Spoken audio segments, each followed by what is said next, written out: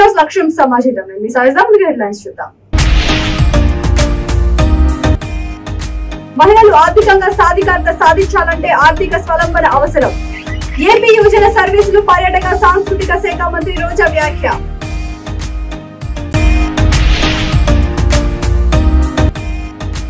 అభివృద్ధి విషయంలో రాజీ పడే ప్రసక్తే లేదు, తేల్చి చెప్పిన ఇబ్రహీంపట్నం ఎమ్మెల్యే మంచిరెడ్డి కిషన్ రెడ్డి.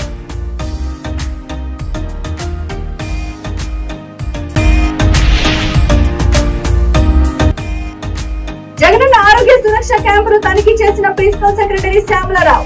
ప్రజల వద్దకు వెళ్లి క్యాంపు వివరాలు తెలుసుకున్న తిరుపతి జిల్లా ప్రత్యేక అధికారి.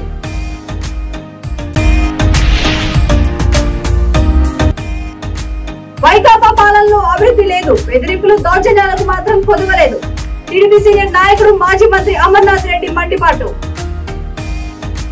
తిరుపతి మహిళా యూనివర్సిటీ ఇందిరా ప్రియదర్శిని ఆడిటోరియంలో Andhra Pradesh state council of higher education ఆధ్వర్యంలో మహిళా సాధికారత శ్రీను ఉమెన్ కాంక్లేవ్ 2023 అనే సదస్సులో ఆమె పాల్గొన్నారు.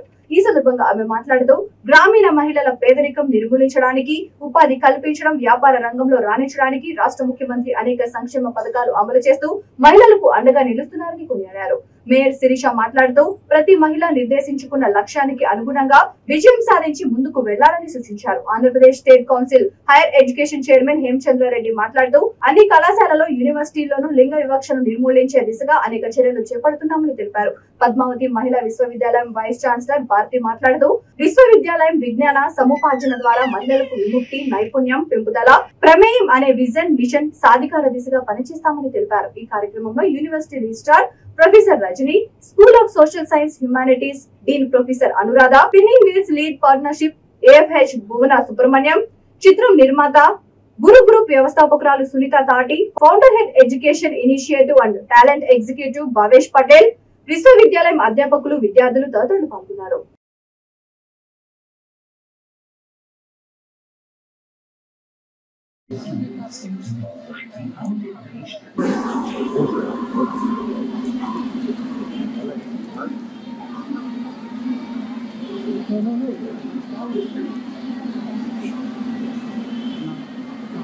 Anuradha garu, the representatives from the APCHI, the deans and directors of the Mahila University to organize this function.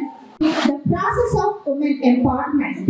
In this context, in fact, as chairman of the AP State Council of Higher Education, I would like to talk about the initiatives that government of Andhra Pradesh has taken in the last 4 years to empower women. And probably Honorable Minister will have to say a lot about the government's contribution towards empowering the women. And therefore, I don't want to venture too much into government's initiatives in other areas. Women are not respected, things will not work. So, a place where women are respected flourishes. So, essence of it is that. In fact, we have been doing that, and today, very apt to the title of the program, Women Empowering Women. The moment the minister entered this hall, I could see the ecstasy of all the remaining women assembled in the hall. So, Roja garu, you are truly a symbolic empowerment of women in the state of Andhra Pradesh. 2,600 colleges, 19 lakh, almost 20 lakh students pursuing education.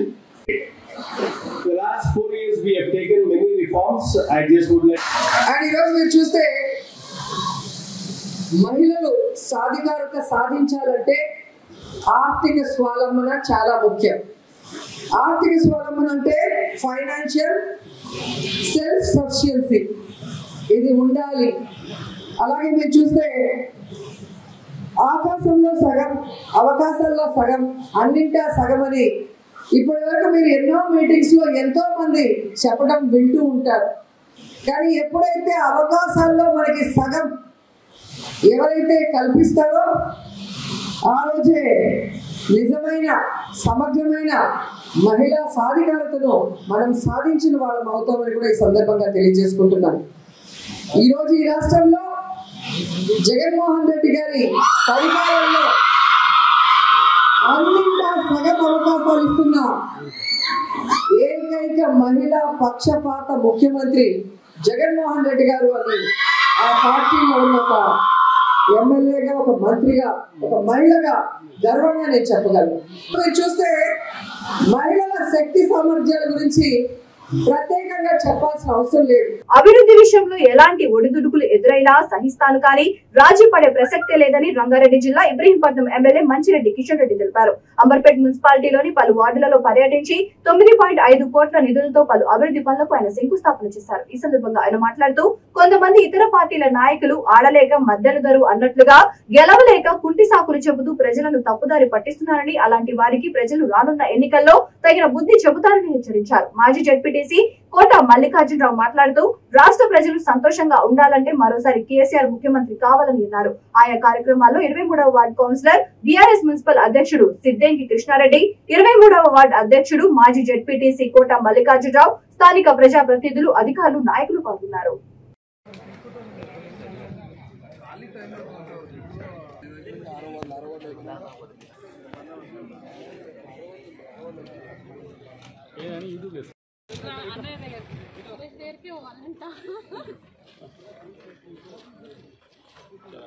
Sir కొంచెం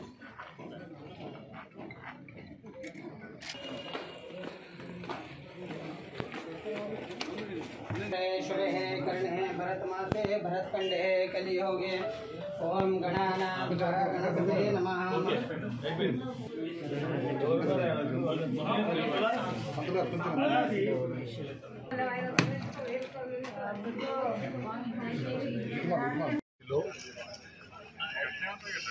గత 3 సంవత్సరాల నుంచి చేసినటువంటి అభివృద్ధి కార్యక్రమాలు ఇంచుమించు 10 కోట్ల రూపాయల వరకు అభివృద్ధి కార్యక్రమాల్లో డ్రైనేజ్ వ్యవస్థ కానీ, రోడ్స్ కానీ, కమ్యూనిటీ హాల్స్ కానీ ఇవన్నీ కూడా చేసుకోవడం కూడా జరిగిందని చెప్పి తెలియజేస్తూ ఉన్నాను.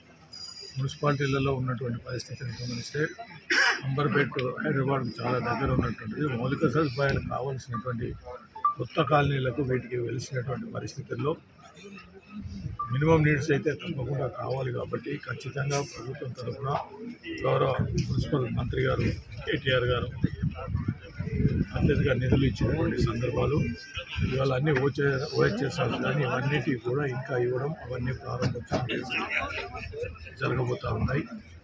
అదేవిధంగా ఇంకా చాలా చేయాల్సినటువంటి కాలనీలలో రేపు భవిష్యత్తులో ఇంకా ఎక్కువ నిధులు తీసుకొచ్చి రేపు ఇంకో టీఐపీ నుంచి ఇంకో 10 కోట్ల రూపాయలు రావడం జరుగుతూ ఉంది. అవన్నీ కూడా చేసినట్టయితే కొంతవరకన్నా కొంత మేలు జరుగుతుంది. కొత్త కాలనీలకు, గ్రామాల్లో ఉన్నటువంటి వాళ్ళకు కానీ, ఇంటర్నల్ రోడ్స్ కానీ ఇవన్నీ కూడా బాగా పెద్ద ఎత్తున జరుగుతూ ఉన్నాయి. కాబట్టి అందరు కాలనీవాసులు కూడా చాలా ఆశపడుతున్నారు. తప్పకుండా ఇంకా ఆ సమస్యల పరిష్కారం కావాలని ఏ కాలనీలో పోయినా కానీ గౌరవ కౌన్సిల్స్ చైర్మన్ అందరూ కూడా మాట్లాడడం జరుగుతూ ఉంది. కాబట్టి దానికి తగ్గట్టునే ఈ నిధులు కూడా తీసుకురావడం, గౌరవ ముఖ్యమంత్రి కేసీఆర్ యొక్క ఆలోచన మేరకు మున్సిపాలిటీలు అన్నీ కూడా బాగుపడాలని, కేటీఆర్ యొక్క ఆలోచన మేరకు తప్పకుండా ప్రతి ఒక్కటి కార్యక్రమాలు లాస్ట్గా గ్రేవ్యార్డ్స్ కానీ ఇవన్నీ కూడా కంప్లీట్ చేసుకోవాలని వారి తపన. కాబట్టి అంబర్పేటలో ఉన్నటువంటి పెద్ద గ్రామాలు గతంలో ఉన్నటువంటివి మౌలిక సదుపాయాలు కల్పించే విధంగా ముందుకు పోతా ఉన్నామని తెలియజేసుకుంటూ, అదేవిధంగా కేటీఆర్ గారికి, కేసీఆర్ గారికి ధన్యవాదాలు కూడా తెలియజేసుకుంటూ జై తెలంగాణ. తిరుపతి జిల్లా తిరుపతి నియోజకవర్గం తిరుపతి అర్బన్ పోస్టల్ కాలనీలో జరుగుతున్న జగనన్న ఆరోగ్య సురక్ష క్యాంపును జిల్లా ప్రత్యేక అధికారి, ప్రిన్సిపల్ సెక్రటరీ శ్యామలారావు తనిఖీ చేశారు. ఈ సందర్భంగా పరిసర ప్రాంతంలో ప్రజల దగ్గరికి వెళ్లి ఆరోగ్య సురక్ష క్యాంపునకు వెళ్లారా లేదా, వెళితే ఏం చెప్పారు, మందులు ఇచ్చారా అని అడిగి తెలుసుకున్నారు. ఆయన వెంట తిరుపతి కలెక్టర్ కె వెంకటరమణారెడ్డి, నగరపాలక సంస్థ కమిషనర్ డి హరిత తదితరులు పాల్గొన్నారు.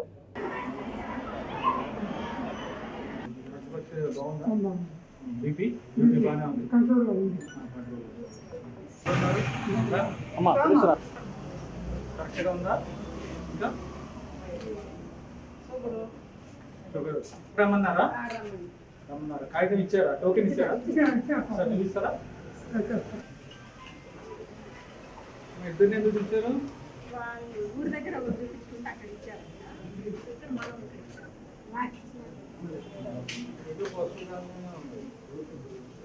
ఇద్దరికి ఓకే మీకు డిపార్ట్మెంట్ నుంచి ఎవరు వచ్చారండి? వచ్చారు. హెల్త్ టెస్ట్ చేసారా? తీసారు. ఏమైంది? ఇది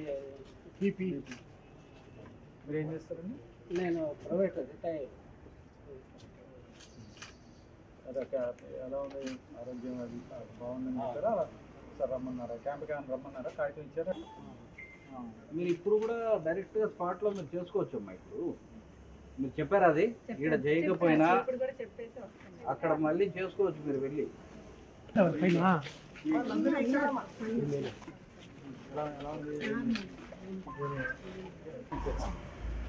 టోకెన్ ఇచ్చారమ్మా? క్యాంప్ అమ్మా ఎన్ని ఇచ్చారు?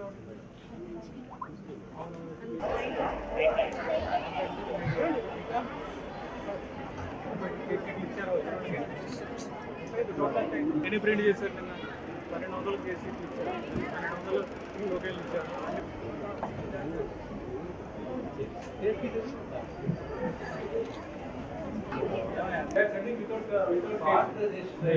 వచ్చిన తర్వాత రిజిస్ట్రేషన్ అయిన వెంటనే ప్రింట్ చేసిన తర్వాత కదా డాక్టర్ దగ్గర కావాలి.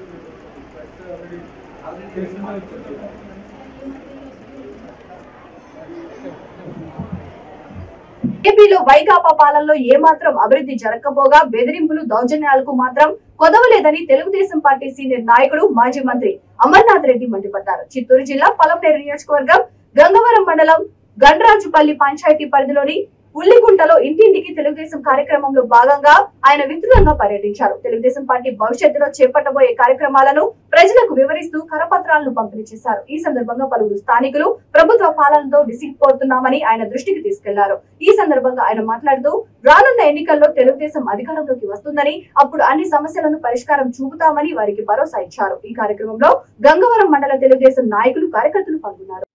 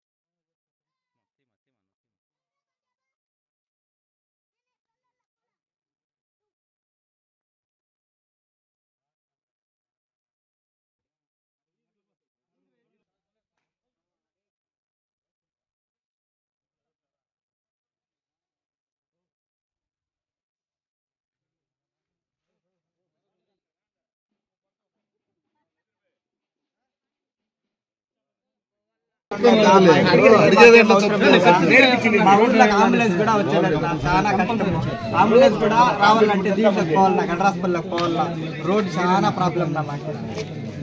ఒక ప్రెగ్నెంట్ కూడా అటు చేస్తానంటే కూడా చాలా ఇబ్బంది. ఇటు తిరుక్కొని రమ్మంటే కూడా రాదు. మాకు మా ఇంటి గురించి ఏమొద్దు, మాకు రోడ్ వస్తే అంతే చాలు. మా ప్రాబ్లం అది చాలా 10 ఏళ్ళు ఇంకా చెప్తా ఉన్నారు. మా నాయన తిన్నేళ్ళుగా చూసినా నన్నేళ్ళు ఎవరి దగ్గరన్నా ఒక రూపాయి తిన్నట్టు కానీ, ఎక్కడన్నా ఒక తప్పుడు పని చేసినట్టు కానీ 50 ఏళ్ళ చరిత్రలో ఉందా? మమ్మల్ని గురించి తినేసినాడు అని మాట్లాడితే ఆ ఇసుకమ్మతా ఉండేది ఎవరు? 4 రోడ్లు కొండలు మొన్న దళితులు కొమ్మిపోయింది ఎవరు? పచ్చికొండ కాడ ఆ మాడి చీరలో ఇసుకంతా లోడేసింది ఎవరు? ఆ పక్క క్రషర్ జనార్దన్ నాయుడు పెరుక్కునింది ఎవరు? ఎవరుని మమ్మల్ని గురించి ఆ మాట మాట్లాడితే ఎట్లా తింటారు? ఇప్పుడు ఏమీ లేకపోయినా నా పైన తిన్నాడు కేసులు పెట్టలా, చంద్రబాబు నాయుడు పైన ఏమీ లేకుండా లోపల జైల్లో పెట్టలా, తినేసింటే నన్ను ఎందుకు ఇచ్చిపెట్టింది? నన్ను ఎందుకు ఇచ్చిపెడతారు? నన్ను ఇచ్చిపెడతారా ఈ ప్రభుత్వం? తప్పు చేయకనే నా మీద 307 కేసులు పెట్టిన వాళ్ళు, తప్పు చేయకనే ఇంతమంది మీద జైలుకు పంపించడానికి ప్రయత్నం చేసిన వాళ్ళు, నిజంగా నేను తప్పు చేసి అంటే తప్పు అనేది మా దగ్గర ఉంటే ఇన్ని దినాలు మా దగ్గర మమ్మల్ని ఇచ్చిపెడతాడా? 4.5 సంవత్సరంగా నన్ను ఇచ్చిపెడతాడా? అది ఆలోచించుకోవాలి కదా. చేసింది నేను, ఈ ఊరికి అన్ని ఇండ్లు ఇచ్చింది నేను, రోడ్లు వేసింది నేను, కరెంట్ ఇచ్చింది మా నాయన, నీళ్ళు ఇచ్చింది మేము. ఈరోజు మళ్ళా కూడా ఈ మెయిన్ రోడ్డు 1,64,00,000 రూపాయలతో శాంక్షన్ చేసింది నేను మంత్రిగా. గవర్నమెంట్ మారింది 2 సంవత్సరాలు, నేను 22 నెలలు నేను మంత్రిగా ఉన్నా. గవర్నమెంట్ మారుతానే పనులు చేయకుండా చేసిన వాడిని బెదిరించి లంచాలు కావాలి నాకు పర్సంటేజ్ చేయమని చెప్పి బెదిరిస్తే వాడు ఆపినాడు పనులు. కాంట్రాక్ట్ని బెదిరించి నువ్వు డబ్బు నాకు 10%, 20% బెదిరిస్తే ఆపినారు. లేదా ప్రభుత్వం నువ్వే కదా, జగన్మోహన్ రెడ్డి ముఖ్యమంత్రి కదా, మీరు ఎమ్మెల్యేలు మంత్రులే కదా, మీకు సత్తా లేదా వాడి దగ్గర పని చేయించుకునేదానికి? లేదా వాడి దగ్గర క్యాన్సిల్ చేసి వేరే వాడికి పని ఇచ్చేది నీకు తెలియదు? డబ్బు నేను తెచ్చినా కదా, నువ్వు క్యాన్సిల్ చేసి పని నువ్వు చేపించే సత్తా లేదు నీకు? ఎట్లా మాట్లాడతావు? ఎదుటోడి మీద బురద. ఏఐఎంఐఎం అధ్యక్షుడు హైదరాబాద్ ఎంపీ అసదుద్దీన్ ఓవైసీ కార్వాన్ ఎమ్మెల్యే కౌసర్ తో పాటు మొహియుద్దీన్ పార్టీ కార్పొరేటర్లతో కలిసి కార్వాన్ నియోజకవర్గంలో 76.4 కోట్ల విలువైన అభివృద్ధి పనులను ప్రారంభించారు. ఈ కార్యక్రమంలో పార్టీ నాయకులు, కార్యకర్తలు పాల్గొన్నారు.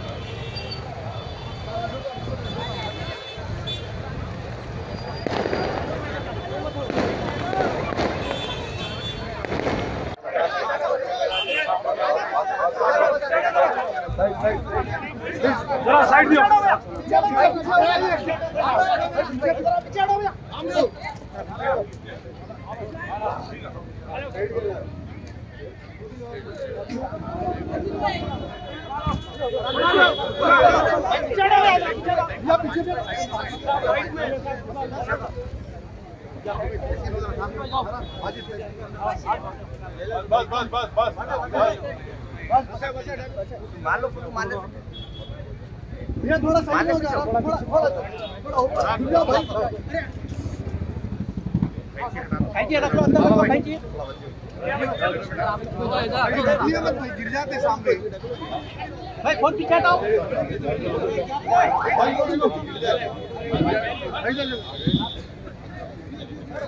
चलिए आराम से भाई आराम से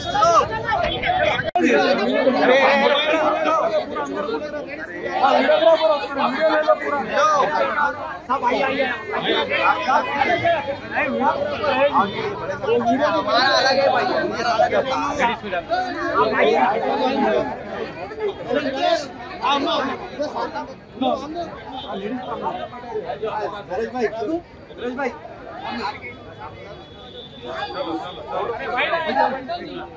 चलो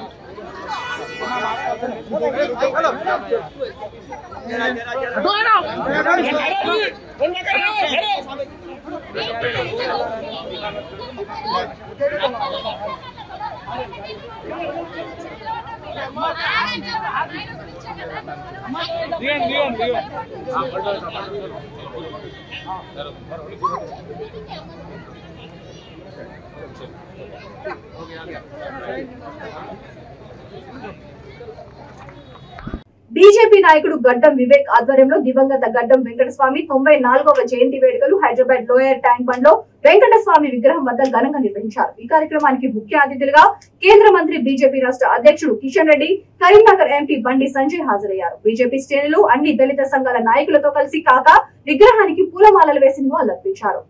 అనంతరం SC corporation retired ED Sarvaiah మాట్లాడుతూ తెలంగాణ రాష్ట్ర సాధనకు వెంకటస్వామి పాత్ర కీలకమని, అందరూ నాయకులను ఒక తాటి మీద నడిపి తెలంగాణ వచ్చే వరకు పోరాటం చేశారని గుర్తు చేశారు. కార్మిక మంత్రిగా ఉన్నప్పుడు దేశంలో ఉన్న అనార్గనైజ్డ్ సెక్టార్లలో పనిచేసే కార్మికులకు ఎక్కడా లేని విధంగా పెన్షన్లు మంజూరు చేసిన నాయకుడు గడ్డం వెంకటస్వామి అని అన్నారు. ఆయన కార్మికుల పాలిట దేవుడు అని కొనియాడారు.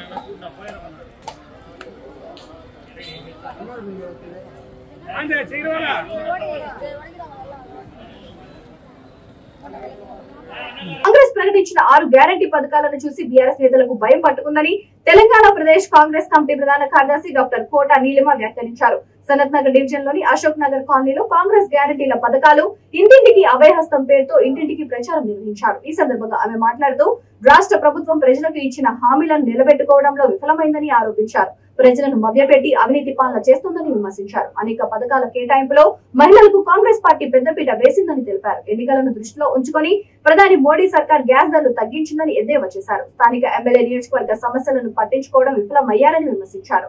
కార్యక్రమంలో స్థానిక నాయకులు మోసిం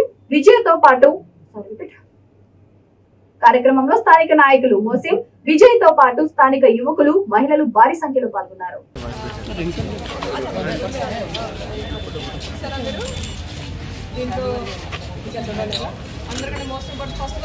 పడిపోతావా మొత్తానికి మీద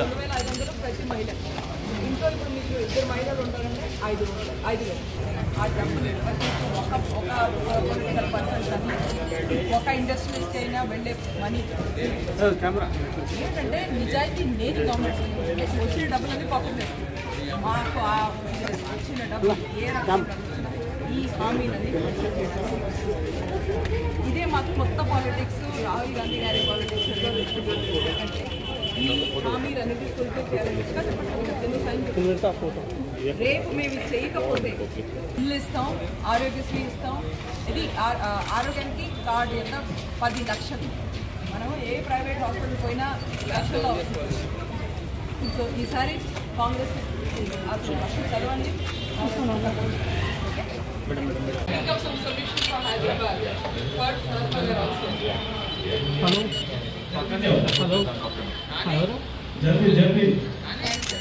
అయిపోయినా ఇచ్చేసి డాడీకి ఇచ్చేసి డాడీకి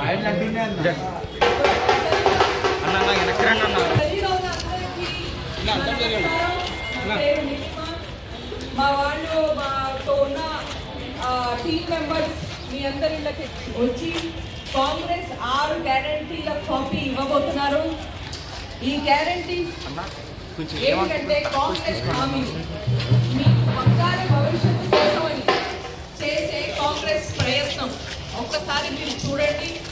ప్రతి ఆడబిడ్డకి 21 ఏళ్ళు ఉన్న ప్రతి మహిళకి 2500 ప్రతి నెల ఇస్తామని మా హామీ. అలాగే 10 లక్షల హెల్త్ కార్డు ఇస్తామని మా హామీ. అలాగే ప్రతిసారి ప్రతి నెల 10,000 కంటే ఎక్కువ రూపాయలు. ఇవాళ మనం సనత్ నగర్ నియోజకవర్గంలో సనత్ నగర్ డివిజన్లో ఉన్నాం. ఇక్కడ వందలాది మంది మన చుట్టుపక్కల ఉన్న వాళ్ళు అందరూ బాధపడుతున్నారు. వాళ్ళ పరిస్థితి గురించి, వాళ్ళు డైలీ ఫేస్ చేస్తున్న ప్రాబ్లమ్స్ గురించి, డబల్ బెడ్రూమ్ కోసం ఎన్నో ఏళ్ల నుంచి వాళ్ళ వెయిటింగ్ గురించి వాళ్ళు మాకు చెప్తున్నారు. మంచినీళ్ళు దగ్గర నుంచి 1 గంట వస్తుంది, 2-3 రోజులకు ఒకసారి మంచినీళ్ళు, దాంట్లో కూడాను డ్రైనేజ్ వాటర్ కలిసి వస్తుంది. ఇలాంటి చిన్న చిన్న సమస్యల దగ్గర నుంచి డబల్ బెడ్రూమ్ రావట్లేదు. అంత పెద్ద సమస్యల దాకా ఎన్నో సమస్యలు సనత్ నగర్ నియోజకవర్గంలో ఉన్నాయి. తలసాని గారు ఒక మినిస్టరు, 2 టైం ఎమ్మెల్యే. ఎక్కడ ఆయన ఇలాంటి గలీల్లో ఎప్పుడు కనిపించరేంటి? ఈ ప్రాబ్లమ్స్ సాల్వ్ అయ్యాయి అని మనుషులు ఎందుకు చెప్పరు? ఎందుకంటే 9 ఏళ్లుగా ఎమ్మెల్యే ఉన్న ఆ తలసాని గారు, మినిస్టర్గా ఉన్న తలసాని గారికి ఈ మనుషులు కనిపించరు, ఈ గలీలు కనిపించవు. ఇలా అంధకారంలో కష్టాల్లో జీవిస్తున్న మనుషుల జీవితాలు కనిపించవు. వాళ్ళకి కనిపించేది రెస్టారెంట్స్, బార్లు, ఇవి తప్ప వీళ్ళ చేతుల్లో కొంచెం డబ్బులు ఎలా మిగిలిద్దామా అనే ఆలోచన వీళ్ళకి రాదు. అందుకనే ఇవాళ మేము కాంగ్రెస్ చేసిన 6 హామీలు తీసుకుని ప్రతి ఇంటికి డోర్ టు డోర్ వెళ్తున్నాం ఈ పదయాత్రలో. దీని పేరు ఇంటింట అభయ హస్తం అని. తాను శిక్షణ ఇచ్చిన 23 మంది యువతి యువకుల్లో 12 మంది ఎస్ఐ కానిస్టేబుల్ ఉద్యోగాలకు ఎంపిక కావడం ఎంతో గర్వంగా ఉందని Secunderabad north zone task force లో విధులు నిర్వహిస్తున్న కేఎస్ఐలు అన్నారు. 2020 నుండి 2023 జూలై వరకు ఎస్ఆర్ నగర్ పోలీస్ స్టేషన్ లో SHOగా విధులు నిర్వహించిన ఆయన తాను ఎక్కడ పనిచేస్తూ 2020 నుండి 2023 జూలై వరకు ఎస్ఆర్ నగర్ పోలీస్ స్టేషన్ లో SHOగా విధులు నిర్వహించిన ఆయన తాను అక్కడ పనిచేస్తున్న సమయంలో 2022లో ఎస్ఐ కానిస్టేబుల్ ఉద్యోగాల కోసం నోటిఫికేషన్ వచ్చింది. తమ నివాసంలో ఉండే ప్రాంతంలోని పేద విద్యార్థులకు చదువుకోవాలని ఆసక్తి ఉన్నవారికి అండగా నిలిచి తన సొంత ఖర్చులతో సుమారు 23 మంది అభ్యర్థులకు ఎస్ఆర్ నగర్ పోలీస్ స్టేషన్ 3వ ఫ్లోర్ లో కోచింగ్ ఏర్పాటు చేసి వారికి తగిన శిక్షణను అందించారు. వీరిలో 12 మంది వరకు ప్రభుత్వ ఉద్యోగాలను సంపాదించుకున్నారు. వీరిలో మహమ్మద్ హనీఫ్, రామ్, హారిక, రవితేజ, హర్షిత్ కుమార్, శ్రీనివాస్, వెంకట సాయి యాదవ్ తదితరులు ఉన్నారు. ప్రస్తుతం నార్త్ జోన్ టాస్క్ ఫోర్స్ లో విధులు నిర్వహిస్తున్న సైదులను వారు స్వయంగా కలుసుకొని ధన్యవాదాలు తెలిపారు. తమ ఆర్థిక సమస్యలను తెలుసుకొని చదువుకోవాలని ఉన్న కోరికను తమకు భరోసా ఇచ్చి ప్రత్యేక శిక్షణ ఇచ్చి ప్రభుత్వ ఉద్యోగం సంపాదించడంలో అండగా నిలిచిన సైదులకు ఎస్ఆర్ నగర్ పోలీస్ స్టేషన్ సిబ్బందికి కృతజ్ఞతలు తెలిపారు. ఈ సందర్భంగా సైదులు మాట్లాడుతూ తాను ఎలాంటి స్వలాభాపేక్ష లేకుండా మనస్ఫూర్తిగా శిక్షణ ఇచ్చి వారికి అండగా నిలిచానని అన్నారు. నేను చూసుకుంటాను, మీరు రండి అని మమ్మల్ని పిలిచి ఇక్కడ దాకా తీసుకొచ్చినందుకు చాలా థ్యాంక్స్ సార్. ఇక్కడ కొంతమందికి సింగిల్ పేరెంట్స్, కొంతమంది ఫైనాన్షియల్గా సపోర్ట్ లేదు, అయినా కానీ వాళ్ళందరికీ మీ సొంత డబ్బులతోని మీ స్వలాభం ఎక్స్పెక్ట్ చేయకుండా మీరు చేశారు. రేపు పొద్దున మాలో ఎంతమంది మళ్ళీ మీ దగ్గరకు వస్తామో లేదో తెలియకపోయినా మీరు మాకు ఇంత చేశారంటే థ్యాంక్ యూ సార్. నేను కూడా మీలాగో 10 మందికి చదివించి రేపు ఆ స్టేజ్లో ఉండేటట్టు చూసుకుంటాం sir. Thank you so much. మిమ్మల్ని మాత్రం మర్చిపోం సార్. డిపార్ట్మెంట్కి కూడా చాలా థ్యాంక్ యూ సార్. నేను ఎస్ఆర్ నగర్ పోలీస్ స్టేషన్లో SHOగా 2020 నుంచి 2023 జూలై వరకు పనిచేయడం జరిగింది. 2022లో ఈ కానిస్టేబుల్స్ SIs నోటిఫికేషన్ పడిన తర్వాత మా ఏరియాలో ఉన్నటువంటి పేద విద్యార్థులను కానీ చదువుకోవాలని ఇంట్రెస్ట్ ఉన్నటువంటి విద్యార్థుల్ని గ్యాదర్ చేసి వారికి ఒక జాబ్ వచ్చే విధంగా చేయాలనే నా ఆలోచనతో మొత్తం నేమ్స్ కలెక్ట్ చేసి ఎస్ఆర్ నగర్ పోలీస్ స్టేషన్లోనే 3rd ఫ్లోర్లో ఒక లెర్నింగ్ సెంటర్లో మొత్తం ఏర్పాటు చేసి ఒక కోచింగ్ లాగా ఏర్పాటు చేసి వాళ్ళకాలకు సెల్ఫ్ మోటివేషన్ అయ్యేటట్టుగా మా కానిస్టేబుల్స్ని SIస్ని అందరిని ఎప్పటికప్పుడు వీళ్ళని ఫాలోఅప్ చేస్తూ చెప్పే విధంగా చేయటమే కాకుండా కొంతమంది సోషల్ వర్క్ల యొక్క ఆర్థిక సాయంతో ఒక ప్రైవేట్ ఇన్స్టిట్యూట్లో కోచింగ్ సెంటర్లో కూడా దాదాపు 40 మంది వరకు కోచింగ్ పంపించి వాళ్ళు ఈరోజు 23 మందిలో 12 మంది సెలెక్ట్ అయ్యారంటే నిజంగా నాకు జాబ్ వచ్చిన దానికంటే చాలా సంతోషంగా ఉంది. నా సొంత పిల్లలకు ఒక జాబ్ సంపాదించారు దాని అంతకంటే ఎక్కువ కూడా సంతోషంగా ఉన్నది. ఎందుకంటే నాకు ఎలాంటి స్వలాభం లేదు.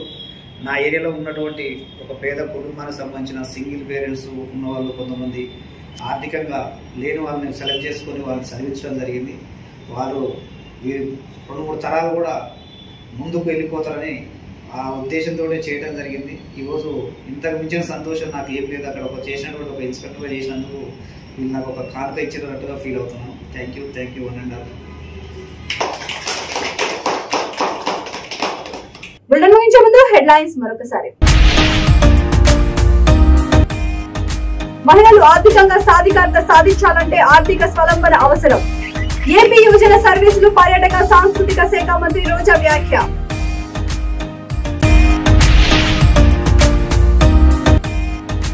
అభివృద్ధి విషయంలో రాజీ పడే ప్రసక్తే లేదు, తేల్చి చెప్పిన ఇబ్రహీంపట్నం ఎమ్మెల్యే మంచిరెడ్డి కిషన్ రెడ్డి.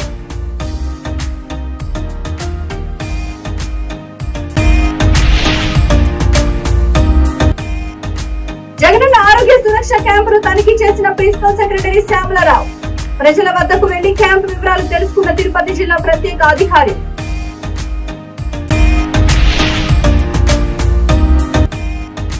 వైకాపా పాలనలో అభివృద్ధి లేదు, బెదిరింపులు దౌర్జన్యాలకు మాత్రం కొదవలేదు.